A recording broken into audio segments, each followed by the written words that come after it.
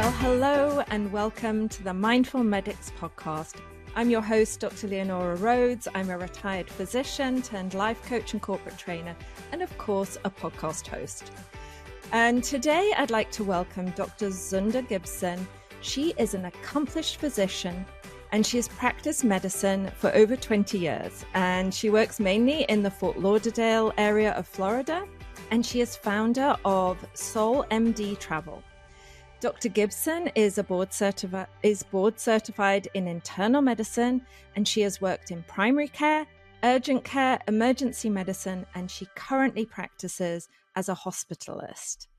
Dr. Gibson attended medical school at the University of Kansas, and she completed an internship in internal medicine at the University of Miami-Jackson Memorial Hospital in Miami, of course.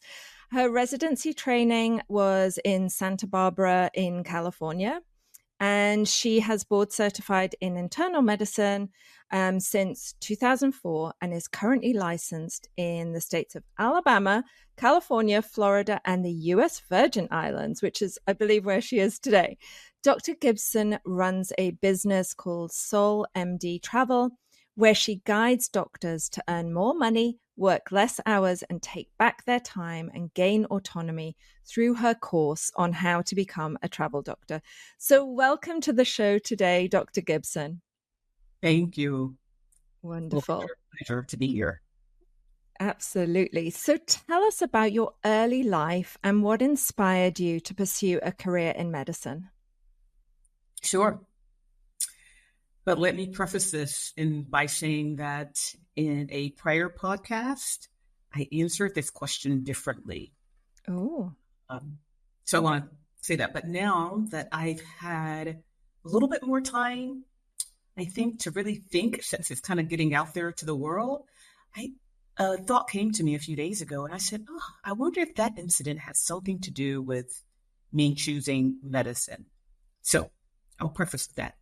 I grew up in a rural area, very rural area of Alabama, very small, tight-knit community, but I wanted to leave that tight-knit community and pursue other things, which I did. I can trace back now to an incident that occurred when I was about 8 to 9 years old. We were visiting relatives, and I was with my mother and my aunt, and there's a candy called Fireball, which is like a hard, round, circular kind of cinnamon ball, but it's very hard. And when you suck on it, it kind of shrinks in size. But it can be very slippery. So I was playing with my cousins, and and I had one of those in my mouth, and it literally went down in my trachea by accident. So I panicked. And I just ran to my mom, and I was, of course, holding my throat, the universal choking sign. And my mother, who has no training in healthcare at all, also panicked, as well as all of my aunts and cousins that were around. And we were trying to figure out how to, save me. And all they could think of, I remember my mother saying, my aunt would say, okay, let's take her to the hospital, put her in the car. And my mother said, we don't have enough time, turn her upside down. I just remember my mom and my aunt and my other cousins that were there turning me upside down, and they just started pounding my back. And that dislodged the candy. Wow. I freaked out. In the midst of that, my other cousins were like, okay, let's go find Jeffrey, which was an older cousin who knew CPR. Jeffrey wasn't at the home that day. He was somewhere else in the neighborhood. So my other cousins, they all ran to find Jeffrey. Let's find Jeffrey. He knows CPR. By the time Jeffrey made it to the house, everything was fine. We were all there crying and happy at the same time. But Jeffrey said, oh, yeah, I was going to do the Heimlich maneuver. I remember that. I was like, Heimlich maneuver. Like, yeah. So then he proceeded to show how you do it to dislodge the object, from someone without turning them upside down. So I think that's a long answer, but I always think about that incident, and I never really connected it to wanting to be a doctor, but I think that's what it was. Yeah. Amazing. Wow. Amazing. I got goosebumps when you were telling that story. As a parent, I have two kids. My youngest once choked on a piece of sausage, and we had some other kids round for a meal, and I did the Heimlich maneuver on him. Thankfully, I was a physician, and all of the kids around the table were just kind of sat there, like really shocked by what I'd done, but also like super impressed by the fact that I'd managed to get this piece of Yes. sausage out and, get him breathing again. So I can Yes. only imagine the scene. That is a wonderful story. So at what age did you actually decide to pursue, a career in medicine? Were you in college, or were you a teenager? No, I was a teenager. So later in high school, I think it was probably about maybe ninth grade, because that's when you start to get into all the advanced placement classes and etc. So that's when I kind of start to veer towards that direction. Didn't quite know which path it was going to be, but I knew something in healthcare. I thought psychology, being a psychologist, that was my first thought. And then at some point I said, I want to be an anesthesiologist. Then I thought an OB. It was all over the place, Yes. as most medical students are, or pre-med students are. We're all over the place until we finally get there. But it was Yeah. about ninth grade. Yes. Yeah. And throughout your career, I know you've worked in several different hospital departments. So talk me through, how you decided to work in all of those different fields. Yeah. So my initial desire, once I finished with medical school as a fourth year medical student, I was actually pursuing residency training for urology, UROLGYGU. And I went to a hospital in Miami and did like a kind of visiting fourth year student rotation, and was told to apply, blah, blah, blah. You'll match here. You're a great student. We'd love to have you. I did all of that and I did not match. So they said, but we'll reapply. So I said, okay, well, I'll come to this hospital and I'll just I'll just do a transitional year, like a first year where you can, if you're in certain specialties, you can do a transitional year, introductory year in internal medicine, which I did. And I reapplied to urology the following year and I still didn't match. Oh, no. Yeah. So a professor in that transitional year program said, well, you have to decide what you're going to do. And I knew I did not want to do general surgery. I wanted to do urology because I thought it was a good mix of surgery and medicine. And I decided to instead apply for categorical internal medicine, which is the full track. And that's how I ended up in internal medicine in California. Yes. Wonderful. Yes. And tell me about travel medicine. When did you first discover that field? So I discovered that pretty early, believe it or not. When I finished my residency training in California, I loved South Florida. So I wanted to return, not necessarily to busy Miami, but in the area. So I decided to use my connections that I had there, ended up in South Florida, took a job with the company for maybe a year and 4 months, I think. But during that time, had already started getting the feel for travel medicine, hearing other people, talking to different nurses about what they were doing. And after that year and 4 months or year and a half of working for that company, I decided that I wanted to kind of go out on my own. And I did. And I used travel medicine to bridge the gap. So I decided to open up my own practice.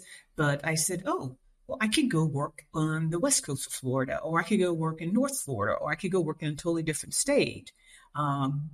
In between setting up as I was getting things set up. So that's how I was actually introduced to it. And I did that on and off at the beginning of opening my practice. I did that for like 5 years. Wow. At the advice of another solo practitioner that I met in the physician lounge one day, who was a pediatrician, who said, listen, if you're going to open your own practice, you need to have something else going on to supplement. She said, a side gig to supplement your income until you grow the business, because in the beginning you'll be growing, you won't have the income to support it. Oh, yeah. So that's what I did. Yeah. So that was my intro to travel medicine, which was great.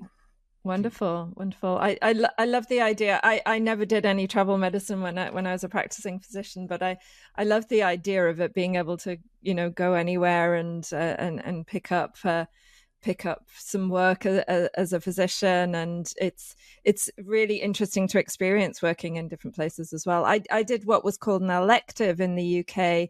As a fourth year medical student, we were allowed to go and work anywhere in the world. And I went to work in Malaysia.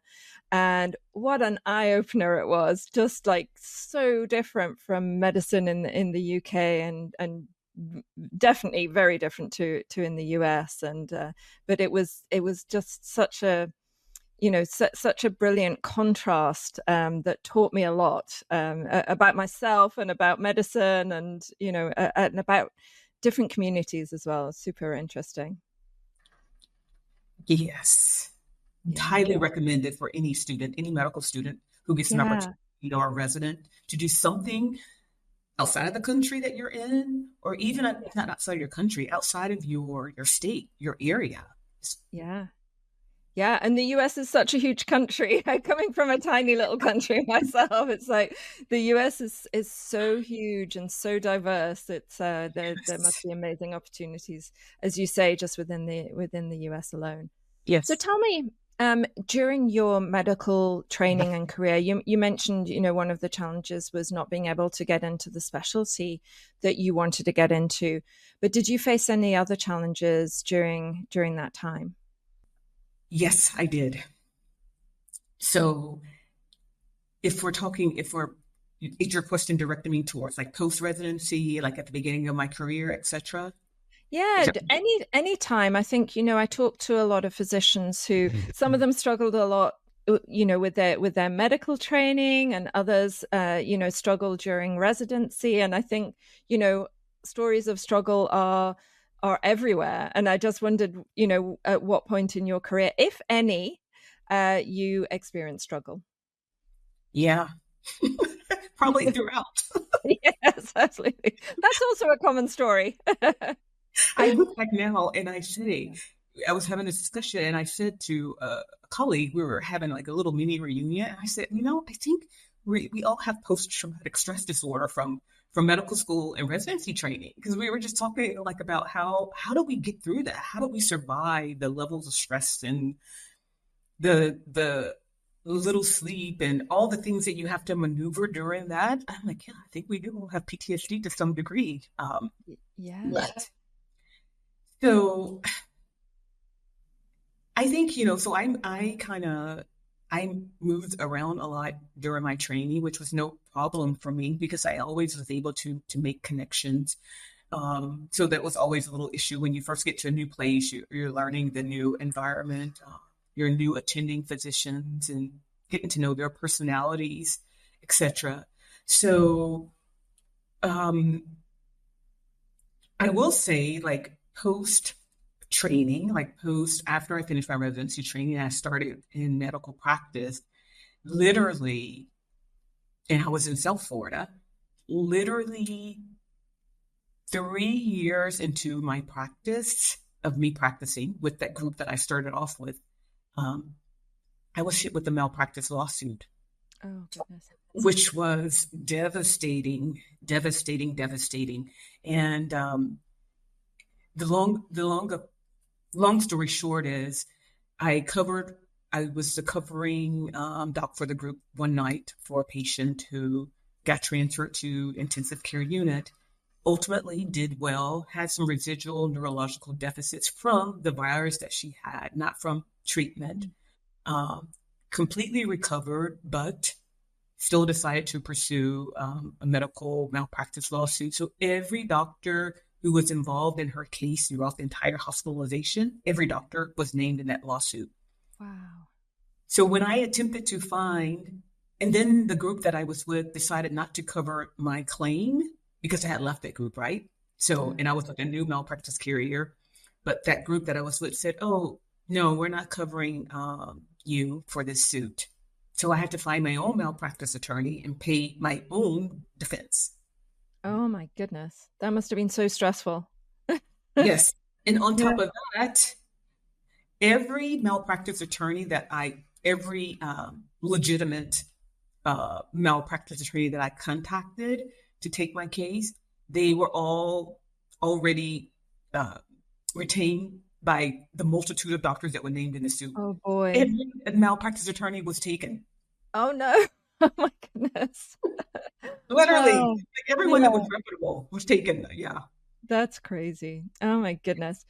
So tell me, Dr. Zunda, is there any piece of advice that you wish you'd received either, early on in your medical career or at various stages during your career that you'd like to kind of share with the younger generation? Yeah. I would say even more so now to try to stay connected with someone. Everyone now tends to get in these little silos of social media, which we didn't have that back then. So we only had each other to rely on. But I would definitely say, even though you have social media, find someone in your class that you relate to, that you somehow, some kind of way connect, that you can have as a sounding board or just someone to talk to, number one.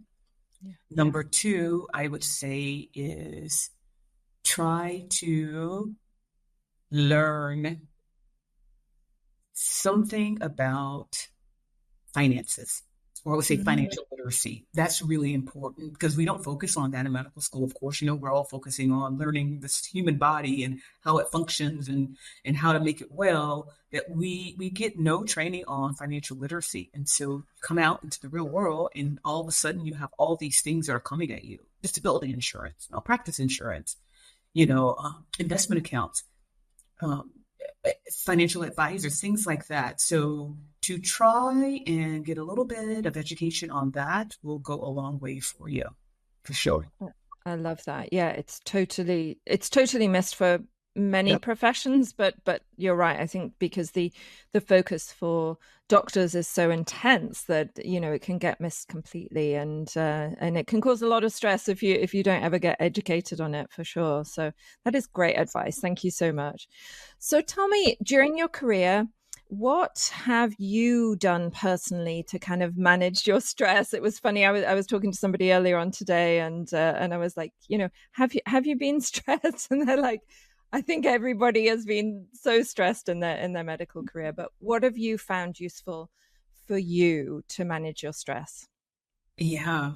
So what I found, and after many years, I didn't have this tool in the beginning, but after many, many years of just trying to have balance in my life, what has been the most helpful for me is meditation.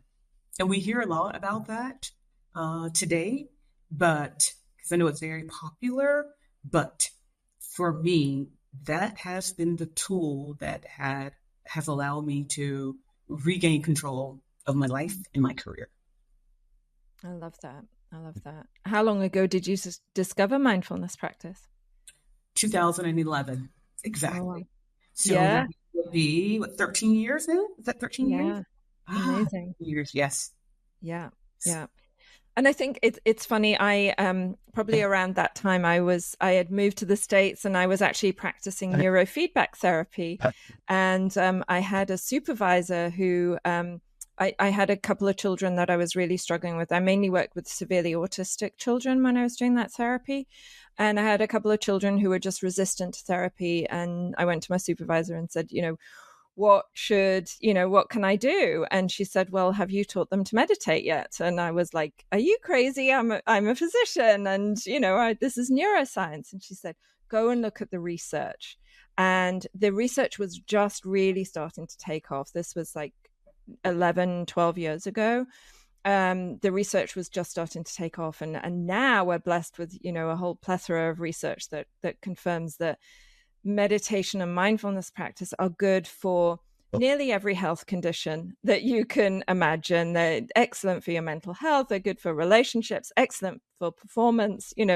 you name it, it's pretty pretty much good for everything. And I'm so glad the research is there to back it up, because I think for people like us who come from a scientific background, I don't know about you, but I kind of needed some research in order to believe in it.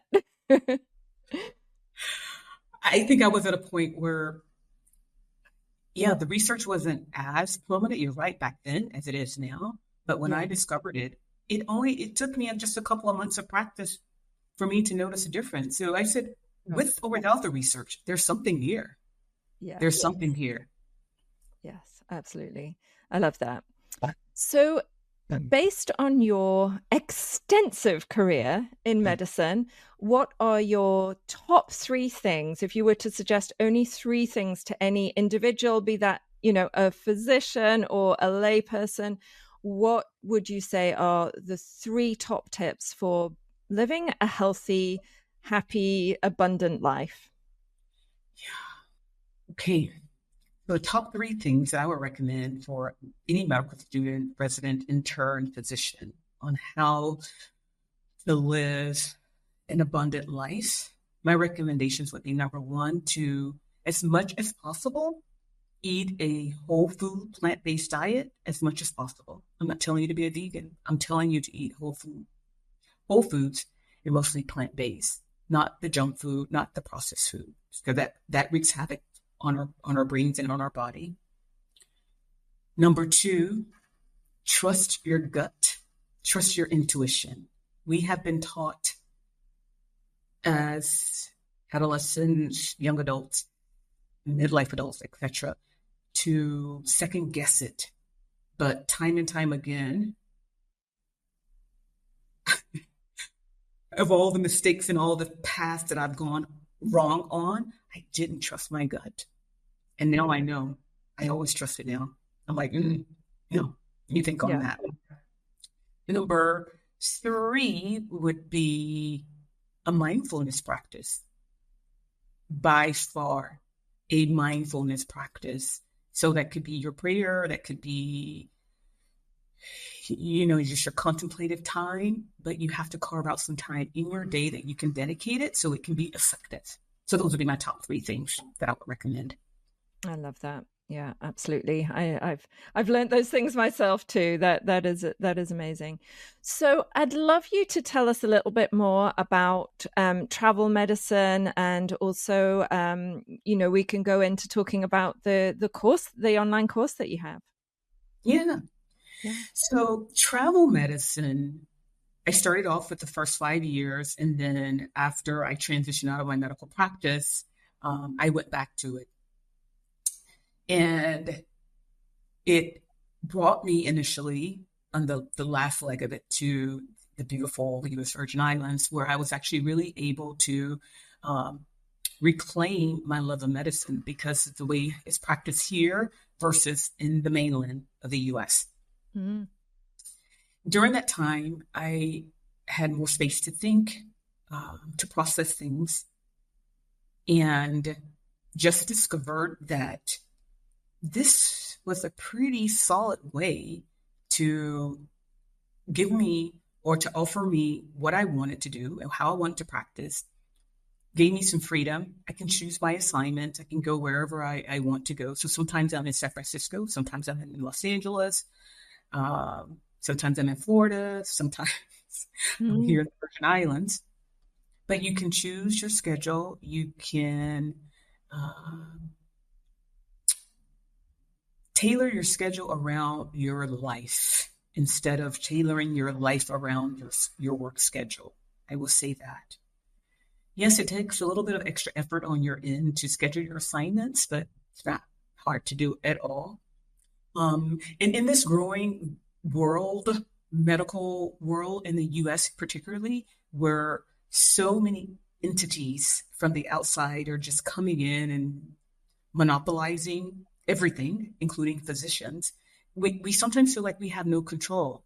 So being a travel doctor allows you to regain that control. You feel like, okay, you know what? Yeah, I have to deal with administrators in different hospitals, but I think you're dealing with them on a different level when you come in as a travel doctor, because you're there to take care of the patient. You're not dealing with these people every single year after year. So you have to follow the rules, of course, but you Sure. approach it a little bit differently. You approach it a little bit differently.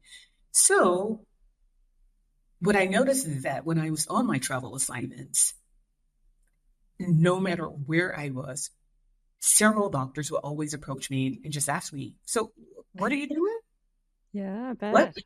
What is that? How do you do it? Oh, so who should I contact?" So they would always ask me all these questions and be very interested. And I would give them all these little tidbits, okay, well, this is what you can do to help with your kids. This is what you can help with your husband or your spouse when you're away, if they're complaining about XYZ. Um, and just little pointers on how can you schedule it so that it works for you. And so someone said, "Well, what are people always asking you about? That's probably what you're really good at." And I just took Mhm. the deal with it and I created a course called How to Be a Travel Doctor at Any Stage of Your Career. I love that. I love that. Yes, yes. Yeah. So valuable. And I think, to Mhm. have a course that you can take instead of, reinventing the wheel, and it must take Yes, all the guesswork out of it, because it to me it would seem like a daunting proposition, but with your guidance I'm sure people can go into it with more certainty and confidence and make the whole process a lot easier than it would be trying to figure it out on your own, for sure. for sure. And that's the whole purpose. And the course is not hours and hours of sitting there listening to me lecture. I'm literally telling you, this is what you need to do for XYZ. This is what you need to do for XYZ. Here are the accompanying resources that you're going to need. Because we don't, again, our time is so stretched already, taken up by so many other things. People don't want to sit and listen to hours and hours of lectures all the time unless they absolutely have to. So I Yeah, just really made it concise to give you the I love points. that. Mhm.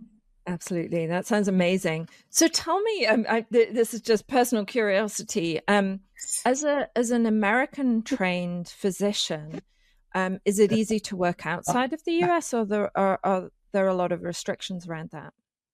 No, it actually it's not it's easier for sure. Yeah, Not all countries, but many countries will accept a U.S. trained physician with a valid U.S. medical license. So you have to have a valid license in some yeah, state. Um, but there are tons of opportunities outside of the U.S. Not every country for sure, but yeah. lots of countries. Yes. Yeah, very interesting. And one of the reasons I ask is, I moved from the UK, where I was, a licensed physician, to the US only. And, my husband asked if I was willing to move, and I said yes. And then I found out that I couldn't work here without 4 years retraining. And it was a bit of a blow. So it's good to hear that American doctors can work in lots of other places. Yeah.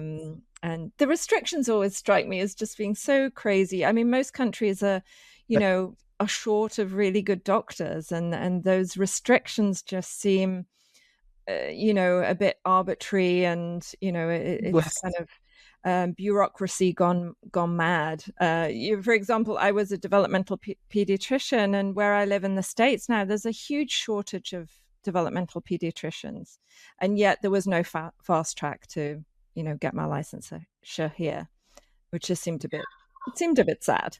Yes, yes, it's a Yeah. lot of things that are like backwards like that in the Yeah. U.S. Healthcare system for sure, for sure. Yes, absolutely. And I think it's the same if American doctors go to the US, you have to do like 3 or 4 years training there as well. It's crazy.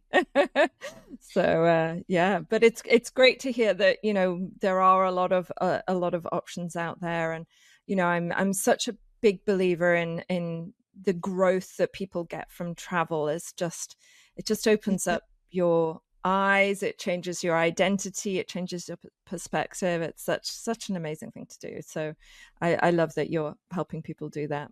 Yes, Yeah, wonderful. Is there anything else that you'd love to share with the audience before we finish up today? yes. I would like to share one final thing. Sometimes in healthcare, or oftentimes in medical school, residency training, fellowship training, etc., we are taught, or we somehow get in our head that once we're done with our training and we're fully trained, ready to take on the world, that everything is going to be a smooth path. At least that's what I thought. And then as you're out there and you're in this world, working in this healthcare environment, you realize that it's not. And that's okay, because most doctors don't have that linear path that we think that all doctors have. So some hills, some valleys is part of the course.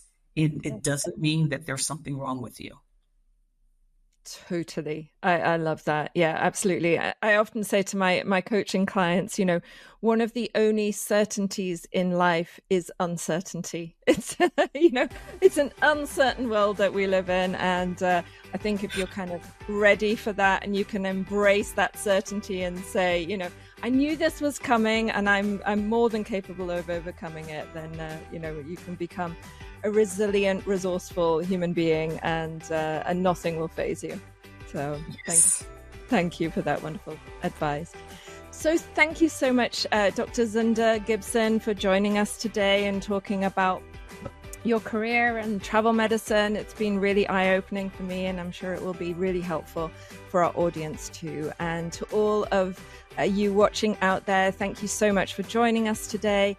And I wish you health, happiness, and abundance. And goodbye for now, and I will see you soon. Bye-bye.